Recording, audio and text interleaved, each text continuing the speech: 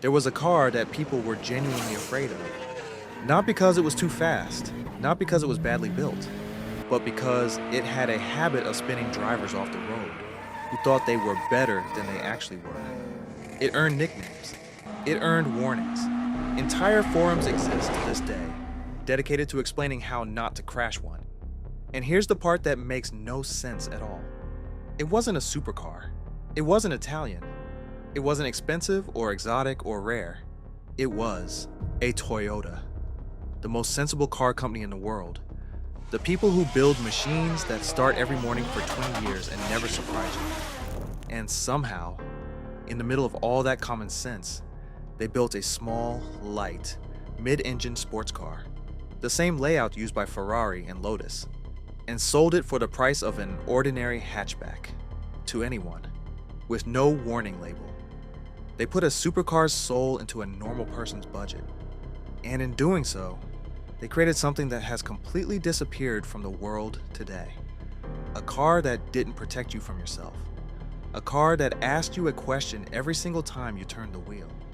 This is the story of the Toyota MR2, the car that made you earn it. To understand why the MR2 is so special, you have to understand what was normal in the early 1980s.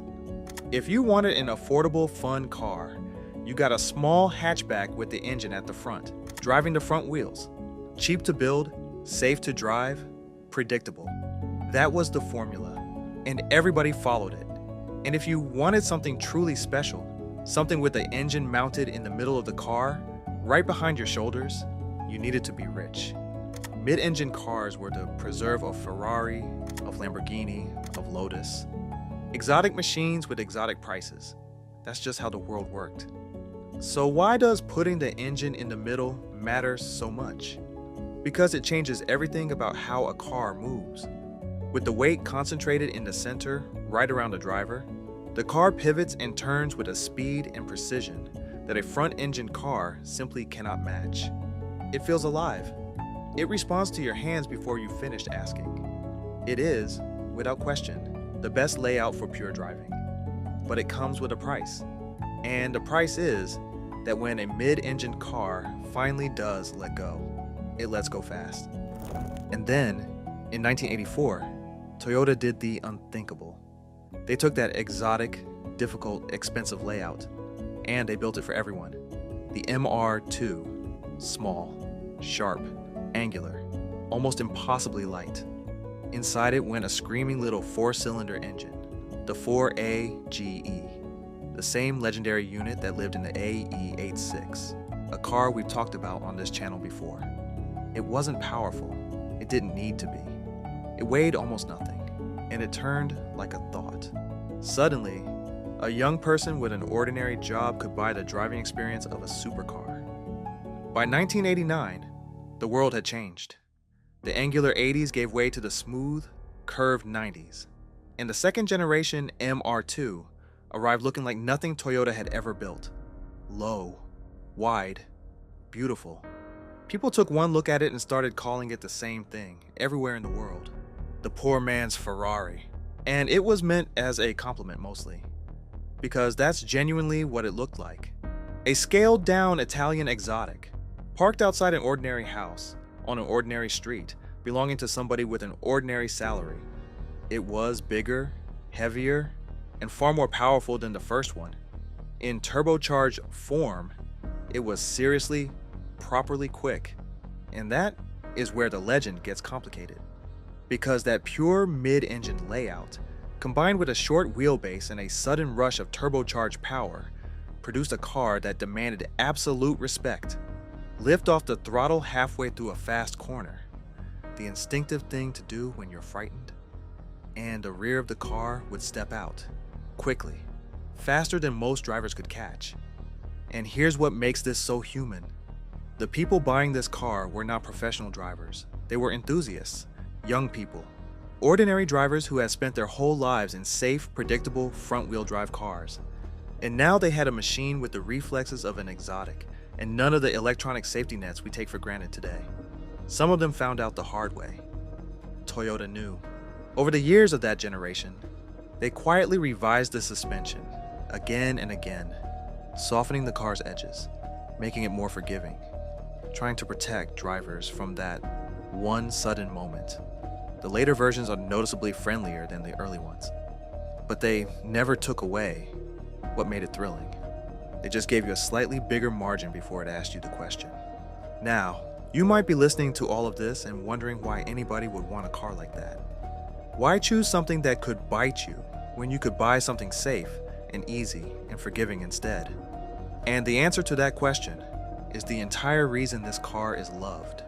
Because the MR2 gave you something that safe cars never can. It gave you a relationship. It didn't flatter you. It didn't pretend you were a better driver than you were. It didn't quietly correct your mistakes in the background and let you believe you'd done it all yourself. It told you the truth, every single corner. And if you were clumsy, it let you know. So people learned. They learned to be smooth, to brake before the corner instead of during it, to be deliberate with their hands and their feet, to listen to what the car was telling them through the seat and the wheel. They became genuinely better drivers because the car refused to let them be lazy. And that learning didn't happen in a weekend. It happened slowly, over months, on quiet roads, through hundreds of small corrections and a handful of moments that made your heart stop. You didn't buy that feeling, you built it.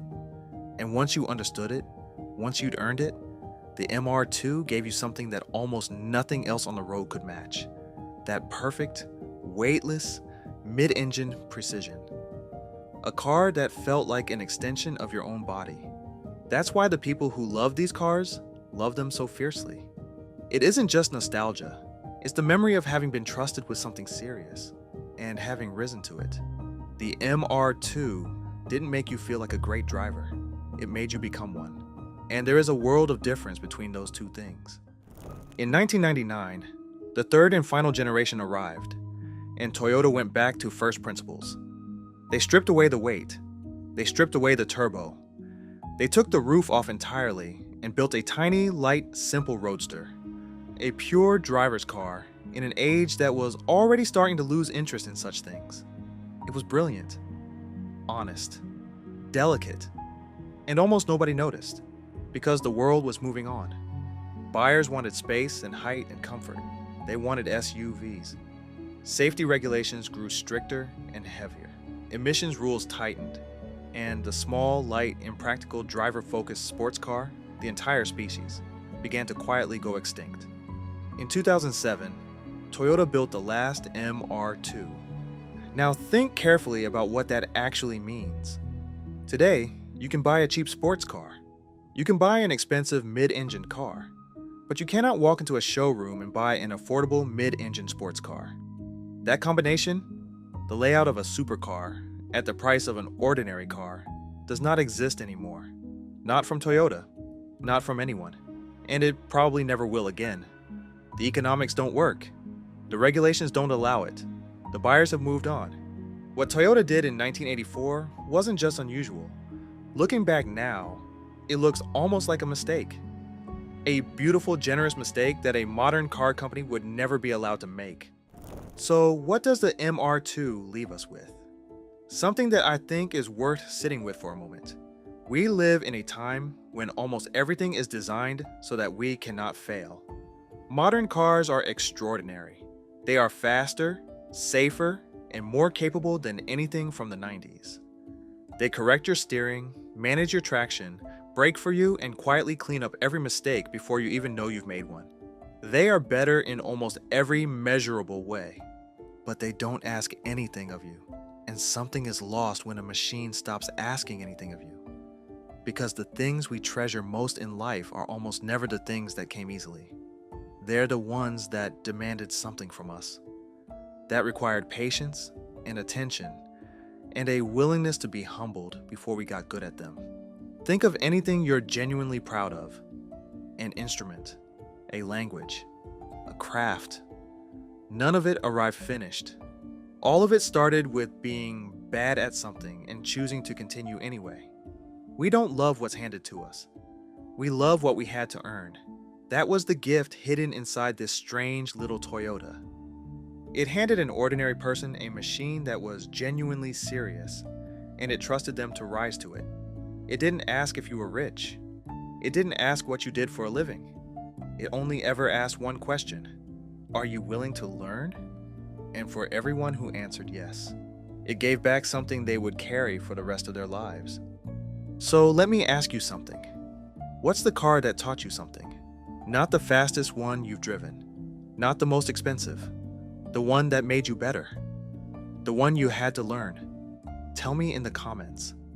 I read every single one, because that's what this channel is about. Not just the machines, but what they asked of us, what they gave back, and why some of them stay with us long after they're gone. If this one meant something to you, you already know what to do. Stick around. I'll see you on the next one.